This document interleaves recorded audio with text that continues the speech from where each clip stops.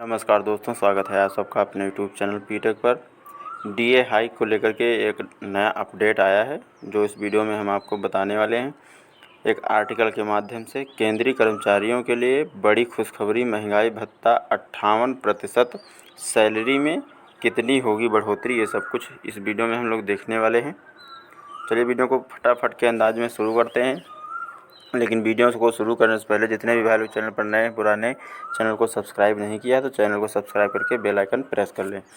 DA hike, महंगाई भत्ते को लेकर केंद्रीय कर्मचारियों के लिए खुशखबरी आई है। महंगाई भत्ता 58% हो जाएगा। इसके लिए आंकड़े भी आ गए हैं। महंगाई भत्ते में बढ़ोतरी से सीधा सैलरी पर भी इसका इफ़ेक्ट पड़ेगा और सैलरी में भी बढ़ोतरी होगी। तो कितनी बढ़ोतरी होगी, ये सब कुछ इस वीडियो में हम लोग अच्छे से समझेंगे दोस्तों। यहाँ से हम लोग शुरू करते हैं। केंद्रीय कर्मचारियों के लिए महंगाई भत्ता सैलरी का प्रमुख हिस्सा है।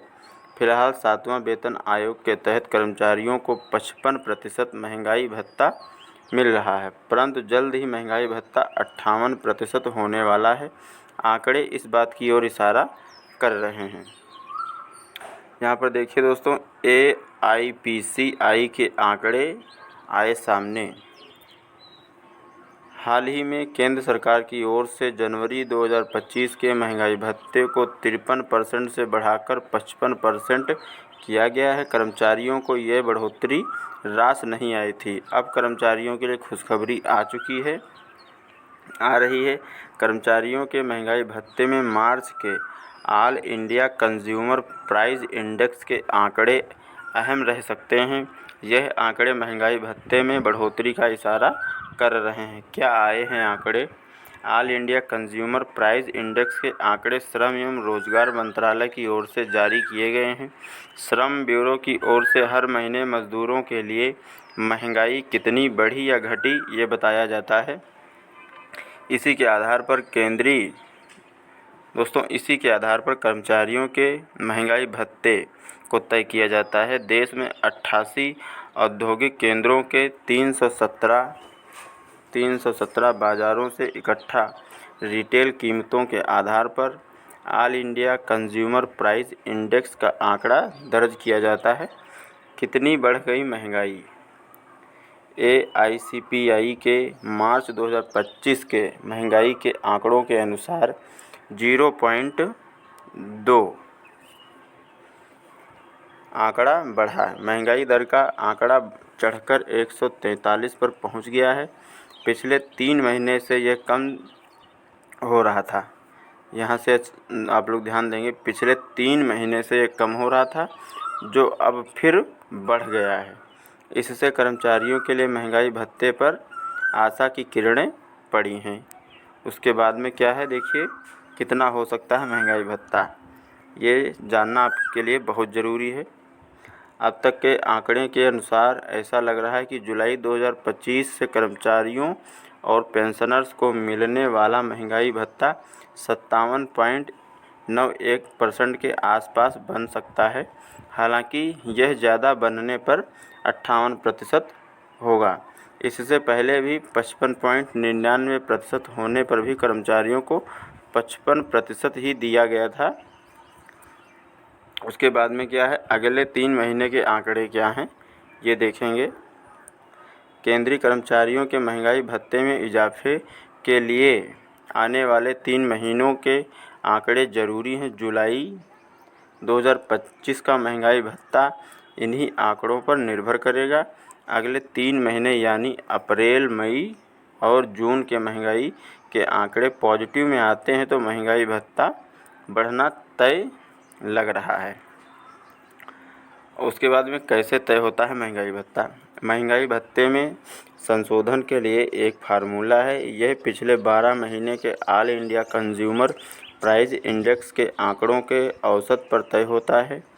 7वें वेतन आयोग में फार्मूला उक्त DA% बराबर पिछले 12 महीनों का औसत AICPI IW, फिर यहाँ पर देखिएगा दोस्तों 261.42, उसके बाद में 100, इसमें 261.42 वो नंबर है जिसे 7वें वेतन आयोग के टाइम बेस माना गया था। कितने प्रतिशत होगा महंगाई भत्ता?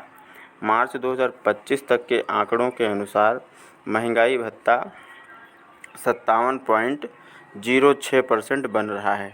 इसी प्रकार के आगे 3 महीने के आंकड़े भी रहते हैं तो भी 12 महीने का औसत थोड़ा सा बढ़ेगा। ऐसे में महंगाई भत्ता 57.86% के आसपास पहुंच सकता है। उसके बाद में क्या है, वही अगले 3 महीनों में नंबर बढ़ता है तो महंगाई भत्ता भी 58% तक आराम से जा सकता है। यानी 3% महंगाई भत्ता बढ़ सकता है, 58% हो सकता है कन्फर्म। मीडिया रिपोर्ट्स के अनुसार महंगाई भत्ते को दशमलव में नहीं रखा जाता है। अगर महंगाई भत्ता 57.50 से ऊपर जाता है तो सरकार उसे 58% कर सकती है। 57.50% से नीचे रहता है तो 57% कर सकती है। तो ये मीडिया रिपोर्ट्स के अनुसार अगर भत्ता मान लीजिए 57.50 है तो ये 58% हो सकता है, और अगर 57.49 है तो 57% रह सकता है, ऐसा इसमें बताया गया है। ऐसे में जुलाई में 2 से 3% की बढ़ोतरी हो सकती है। ऐसे में 2 से 3% की बढ़ोतरी होकर महंगाई भत्ता 57% से लेकर के 58% रह सकता है। हालांकि 58% की संभावनाएं ज़्यादा दिख रही हैं। महंगाई हुई कम, वही पिछले साल की तुलना में महंगाई कम हुई है। मार्च 2025 में महंगाई 2.95% रही। यह मार्च 2024 में 4.20% थी। महंगाई कम होना अच्छी बात है, परंतु महंगाई भत्ता महीने के औसत आंकड़ों पर निर्भर करता है, और थोड़ा सा भी आंकड़ा बढ़ने पर महंगाई भत्ता बढ़ने की संभावना ज़्यादा हो जाती है। कितनी बढ़ेगी सैलरी, अब ये देखना है ध्यान से। महंगाई भत्ते में बढ़ोतरी से कर्मचारियों की सैलरी में भी बम्पर बढ़ोतरी होगी। 3% डीए बढ़ता है तो न्यूनतम बेसिक सैलरी 18,000 रुपये होने पर 540 रुपये प्रति महीना सैलरी में बढ़कर आएंगे।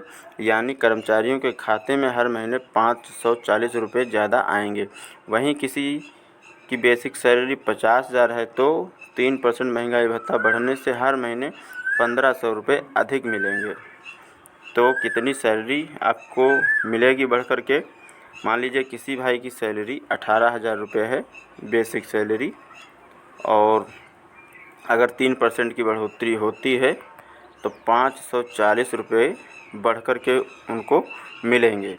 और अगर किसी की जो बेसिक सैलरी है 50,000 रुपये है, 50,000, ठीक है, तो 1,500 रुपये बढ़ कर के उनके अकाउंट में आएंगे। तो ये अपडेट आप सबके लिए बहुत अच्छा है। उम्मीद की जा रही है कि जुलाई में 3% महंगाई भत्ता बढ़ेगा। आप लोग इस वीडियो को ज़्यादा से ज़्यादा लोगों के पास शेयर करें। अगर वीडियो अच्छा लगा तो लाइक करें, शेयर करें। मिलेंगे एक नए वीडियो में नई जानकारी के साथ में। तब तक के लिए दोस्तों, जय हिंद, जय भारत।